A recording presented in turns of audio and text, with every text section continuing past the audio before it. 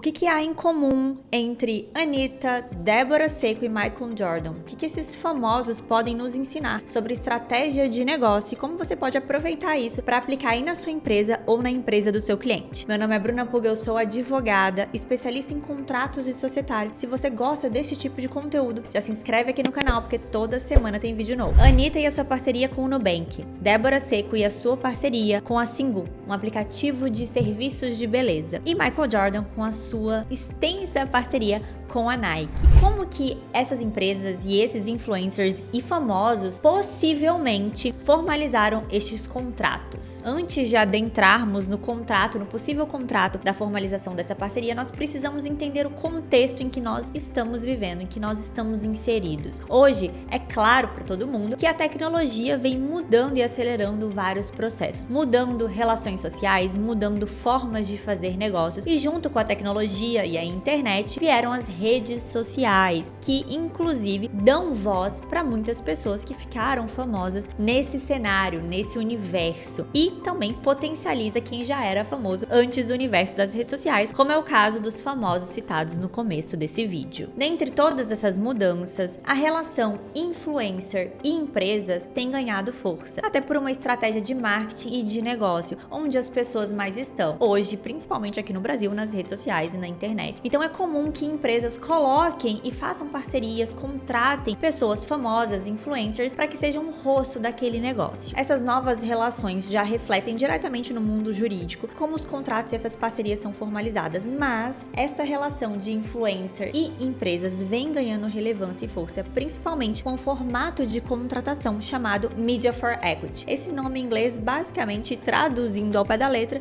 seria publicidade em troca de participação. E aqui no caso, participação societária da empresa, cotas ou ações daquela empresa. E como toda negociação e formato de contratação, há vantagens e desvantagens, tanto para a empresa quanto para o influencer ou para o famoso, a pessoa que foi contratada. E também isso não quer dizer que todas as relações e todas as contratações feitas nesse universo sejam através desse formato. Esse é apenas um formato que pode fazer sentido aí para o seu negócio ou para o negócio do seu cliente. O que nós temos que entender primeiramente é que quando nós falamos no contrato de Media for Equity, nós estamos falando em uma relação comercial e ao mesmo tempo numa relação societária. A princípio, o nome técnico para isso seria basicamente um contrato de parceria em que o influencer ou o famoso tem opção de compra de participação societária, ou seja, tem opção de comprar cotas e ações daquela empresa em determinado momento. Por que isso? Quando nós temos esse tipo de relação, o influencer e o famoso, ele divide o risco daquela operação com a empresa. Pensa comigo, em uma parceria quando não tem uma relação societária envolvida, principalmente para divulgação e publicidade, normalmente esse contrato é um contrato de parceria em que o famoso, o influencer, recebe um valor previamente combinado para exercer uma atividade, seja realizar um comercial, autorizando a empresa a utilizar a sua imagem para divulgar as atividades ou o projeto específico daquela empresa, ou até a própria empresa como um todo, como foi o caso, por exemplo, daquela ação de marketing que o Nubank fez com a Anitta para divulgar quando o Nubank iria abrir capital na Bolsa de Valores. Mas pode ser uma relação simplesmente comercial. Quando nós temos a relação societária envolvida, normalmente nós estamos falando de grandes influências. Ah, Bruna, isso não pode acontecer com influencers menores? Pode. Mas por que faz sentido para grandes influencers? Grandes influencers e famosos cobram valores altos para a utilização da sua imagem, porque ele já tem uma mídia,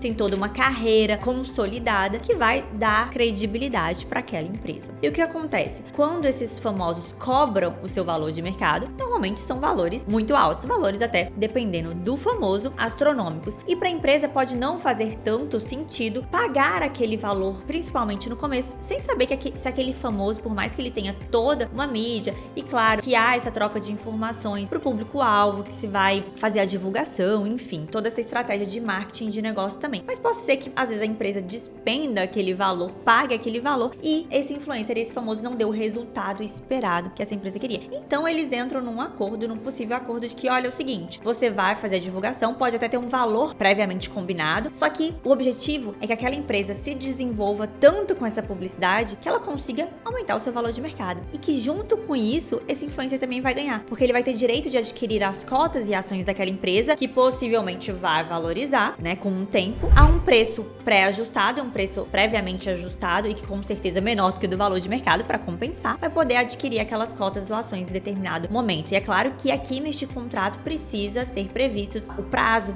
que esse influencer famoso poderá exercer essa opção de compra e as condições. Então, por exemplo, apenas se o resultado for decidido pelas partes, né, pactuado pelas partes, é que o influencer vai poder, em determinado prazo, adquirir a participação societária daquela empresa e se tornar sócio ou acionista. Ah, Bruna, foi isso que aconteceu com os famosos que você disse aqui no começo desse vídeo? É o que parece ter acontecido nessas parcerias. Por que parece, Bruna? Porque os contratos são privados e sigilosos e, obviamente, nós não tivemos acesso. Mas, com base em entrevistas e também notícias divulgadas, o que tudo indica é que a formalização e a parceria destes famosos tiveram, sim, algum escopo ou igual ou parecido com esses que nós abordamos. No caso da Anitta e Nubank, ela teve, inclusive, também uma cadeira no conselho da companhia. Agora, se você é empresário, se você é advogado e está formalizando algum tipo de contrato parecido com esse para o seu cliente, eu vou falar alguns cuidados que você deve ter na hora de começar, de formalizar essa parceria. A empresa contratante deve avaliar a relevância desse influencer e desse famoso no mercado, tanto no mercado geral quanto no mercado específico que ela quer atingir com aquela publicidade, até principalmente para conseguir valorar essa contratação e essa operação. Além disso, esse contrato deve prever a disponibilização periódica de resultados dessa publicidade, principalmente se nós estivermos falando de mídias sociais, de redes sociais. Outro ponto importantíssimo, faça uma pesquisa prévia, certifique-se de que esse famoso ou influencer estejam alinhados aos valores da sua empresa ou da empresa do seu cliente. É muito comum que a gente coloque cláusulas de penalidades caso esse influencer ou famoso tenha a sua imagem associada a algo negativo, o que pode prejudicar diretamente a marca da empresa. Outro ponto fundamental, os parâmetros dessa participação precisam estar descritos minuciosamente no contrato. Lembra que eu falei para vocês que aqui nós estamos falando de uma relação comercial, mas também de uma relação societária, ou seja, esse influencer poderá ter direito a adquirir essas cotas ou ações da empresa. E aqui nós temos que prever o quê? Metas. Possa ser que as empresas, e é o que eu recomendo, estipulem metas para que esse direito dele comece a ter validade. Ou então, qual que é o prazo que esse influencer vai poder adquirir essas cotas e essas ações? Qual que é a quantidade dessas cotas e ações? Tudo isso deve estar descrito nos contratos. Então, não se enganem, não é um contrato puramente comercial. A gente tem uma parte muito forte que precisa ser tratada do ponto de vista societário. E como nós estamos falando de societário, nós temos que também prever algumas questões caso esse influencer ou famoso torne-se sócio futuramente da empresa. Que questões são essas? Questões societárias diversas, como, por exemplo, que tipo de cotas ou ações ele terá daquela empresa? Cotas preferenciais, que normalmente é mais recomendada, já falei delas aqui no canal também, num vídeo que tá aparecendo aqui. Então depois, se você quer saber um pouquinho mais de societário, já corre lá. Ou então, como que vai ser feita a distribuição de lucros e dividendos dessa empresa quando ele se tornar sócio? Lembre-se, é uma questão muito delicada, porque nós estamos falando de que aquele influencer e daquele famoso pode se tornar sócio da empresa. Sócio não é simplesmente um prestador de serviço ou de uma parceria, nós estamos falando de uma relação mais complexa. Então, questões societárias precisam ser tratadas, inclusive a obrigatoriedade deste famoso de assinar e anuir com um acordo de sócio e o contrato social daquela companhia. É claro que diversas outras cláusulas e previsões precisam estar presentes nesses contratos, além dessas que eu acabei de falar para vocês. Não é um contrato tão simples quanto parece e merece muita atenção. E lembrando que este tipo de contratação e formalização de negócio não é para todo mundo. Então você precisa analisar se faz sentido para o seu negócio e o influencer também se faz sentido para ele ter aquela possibilidade de se tornar sócio daquela empresa. Se você gostou desse conteúdo, não se esqueça de se inscrever aqui no canal, porque toda semana tem vídeo novo. E se você tem alguma dúvida sobre este e outros assuntos, pode deixar aqui nos comentários que eu te responderei. Até a próxima!